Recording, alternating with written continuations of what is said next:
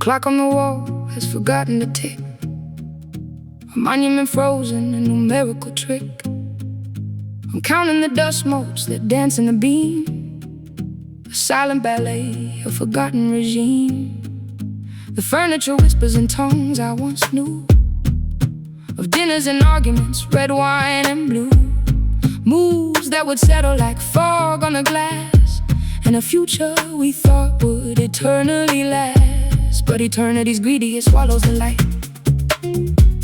It turns all the colors to charcoal and white, a negative image of all that we were.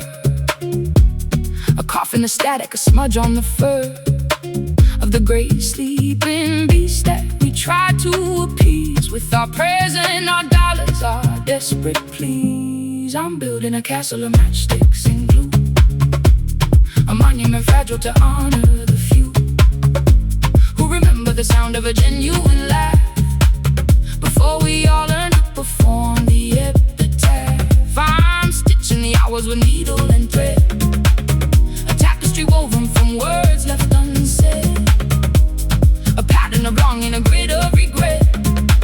And I haven't decided what color to get. There's a man in the attic who's sorting the bones of the dreams that we bury beneath the hearthstones. He knows all the names, he's cataloged each one, from the glorious rising to the setting of the sun. He showed me a ribcage of pure gilded thought, and a skull full of questions that cannot be barred. He spoke of the void with a curious fondness, a paradoxical fondness, a deep endless fondness for the space between atoms, the gaps in the song where the notes fall away and the silence is strong. He said, son, the meaning is not in the chord, but the breath that you take when the music is ignored.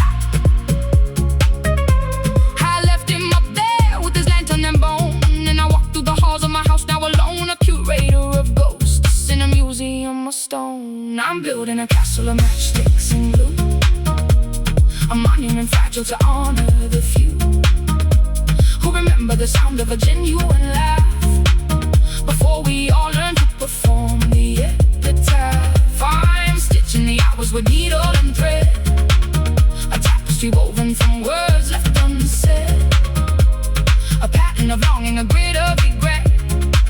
And I haven't decided what color to get.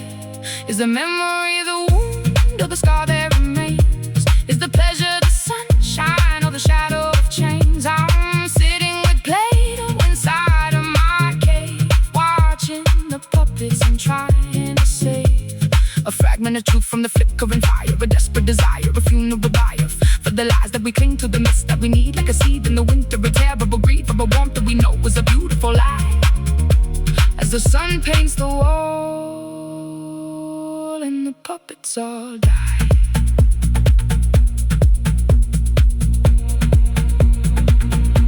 I once held a raindrop and swore it was God, a perfect round sphere on the palm of a fraud. It reflected the cosmos, the sorrow, the mirth, the whole of the universe, death and rebirth. But it slipped through my fingers, a crystalline tear, and shattered the silence, confirming my fear that the truth is as fleeting as water on skin, a battle we lose before we begin. So I write you the story in permanent ink of our shadows and ceilings, the things that we think in the small quiet hours when the world is asleep, and the promises we made are too fragile to keep. There's a universe folded in each speck of dust, a story of trust that is turned into rust. And I hold it up gently, your world in my hand, and I try to believe that I still understand.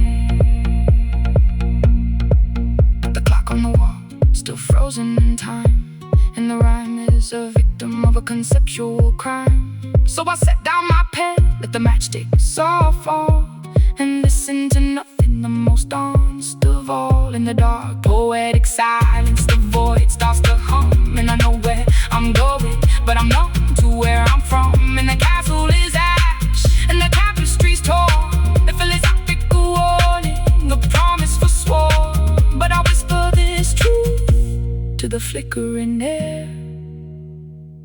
We build it to watch it all fall if we dare.